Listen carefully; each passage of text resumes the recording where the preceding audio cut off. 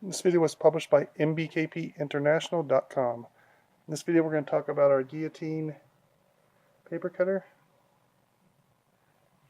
EC19 Pro. This could also be for the EC19M or basically any of our electric cutters.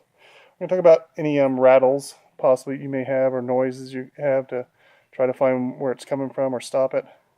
In this video we're going to talk about specifically when it makes noise when you're during the cutting motion, when the blade's coming down and going back up.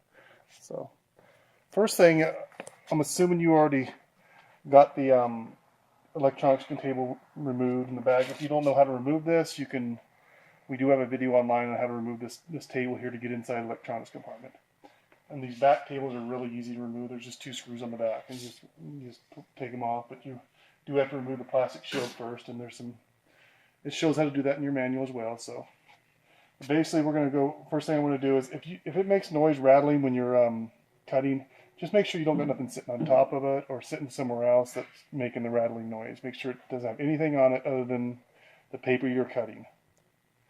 And if it's still making the rattling noise, the first thing I would start with is removing this top crown. A lot of times this crown makes noise. You can take the side screws out of it. There's two screws on each side, and you can move it back and forth places before you tighten the screws down. It could just be something rattling against this inside. But a quick way to see that is just remove your crown. Turn your cutter off. Have your cover. Whenever you're in this electronics compartment, make sure you have this unplugged, no power to it, because there is still some power going through it, and it could shock you a little bit. So no power, unplugged. You can remove this thing and just set it behind here like this. And then you can turn on your cutter. I'm not going to do that because this one doesn't ravel or anything. You can turn on your cutter and then go through the cutting motion. Just make sure this is completely out of the way of everything. You can even remove it completely if you wanted to, but you'd have to unplug the wire going to the board. But a lot of times you can just sit it back there. The wire's long enough to reach back there. And make sure it's not against anything, and then you can do your cut. And if it still rattles, you know it wasn't this, but if it doesn't rattle anymore, you know it's something to do with this crown and the placement, and you just got to move it around and tighten it down different places. So get that out of the way. If it's not your crown, when you put it back on, you want to make sure you feed this wire down in here good. Keep it on the front part of this plate so it don't get messed into the blade anywhere. If you know it's not the crown, the next thing you want to move on to is this transmission here with the gears. Okay, and there is some bolts here, and you can see there's one there. And this is an 8mm hex wrench. And there's one there. There's one here, and there's one behind this plate here. Hopefully you don't have to take that off because there is another way to get to it. So these two you have to tighten, but you have to get your hex wrench in here and just make sure they're nice and snug tight. These can tighten pretty good. I mean, you don't want to put jump up and down on it or anything, but you want to put some pretty good force in to tighten these things down nice and tight. And this bottom one down here, if you can't get in these because this plate's in the way, usually you can get into them. Like I'm able to get into both these, but if you have to, you can loosen these up with I think it's a 6mm, and just it will have a little play where it goes to a few millimeters to the side where you can get it in there. But typically you don't loosen these unless you have to. Just try to tighten these two. And then this one here, you can try to tighten, but it's better to tighten this one from the back, and you can just have this one that doesn't have no nut on the back. It just has threads into the transmission, so this is the only place you can tighten it. On this one and this top one that you can't see behind this plate, there is a nut on the other side, so it's best if you just have someone possibly hold this so this doesn't spin while you're tightening the nut. And then let's come around and I'll show you the nut. And the bottom one is just this bottom one down here. And this is a 17mm socket. Yep, 17mm. And you just make sure it's nice and tight, and have someone hold that to make sure it's not spinning. And then you got your one on the top. Now hopefully this won't spin because hopefully you can just tighten it here. And I can, it's not spinning. Just make sure those 4 bolts are nice and tight on this transmission, because when it's cut, if they're not, it can make a rattling noise or it can make a clunking noise or whatever. From there, you're gonna, I would check your, you might as well go through all these and check all these nuts and bolts and stuff.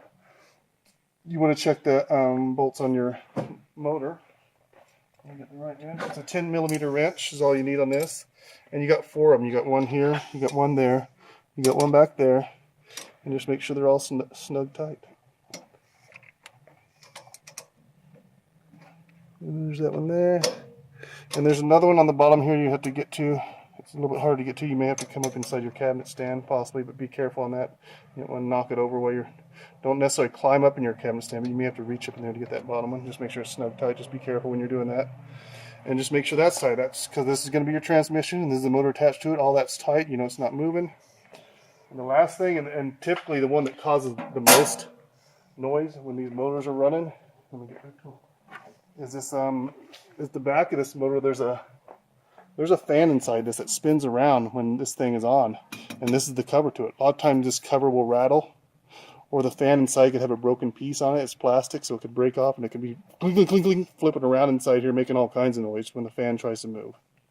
So you got that, and you want to just, I like just using a little handheld one, but you can use a short screwdriver if you want to give you a little more room, but you just loosen this. And let me go over this cutter we have flipped upside down over here. You can see what I'm talking about a little easier. This bottom one can be hard to get to. You'd have to, again, you may have to reach up inside the cabinet stand to get this bottom one. And you got one on the back side back here, and you got one on the top you could reach from move your tables, and you can get to it. I'm just going to get these with this little short Phillips screw piece here. And basically there's 3 of them.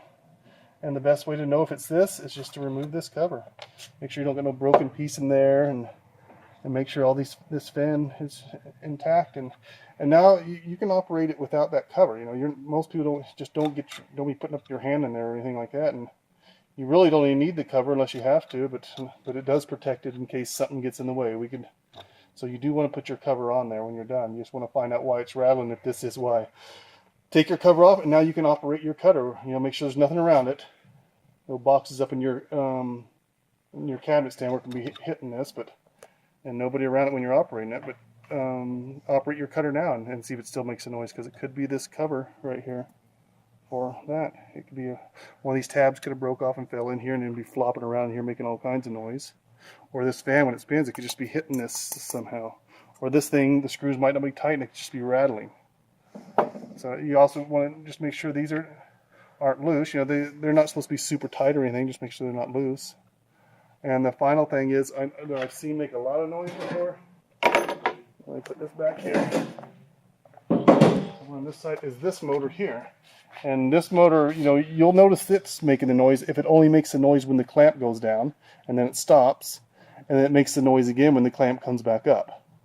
So if it's making the noise only when the clamp's going down or up, then you want to look into this motor. And what you would look into there is take this screw off and that screw off, and there's one on the other side, and see if this thing, there's actually one back here. So to get this off, just look up. If it's only making the noise when this thing is spinning, then you know it's this thing. And this is the cover for it on this motor, and it's got a fan inside there just like the other one.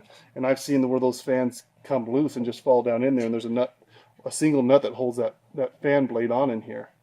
And basically on this, there's a screw behind here that you can't get to, so you would have to remove it from here, these 4 bolts here, and take the motor completely off, and then remove the 4 screws on this cover to get to your fan, to make sure your fan's not loose in there or whatnot. You know, make sure there's a center bolt for that fan. Just make sure it's tight, and that would be if it rattles and makes all kinds of weird noise when the clamp's going down, because this is the motor for the clamp.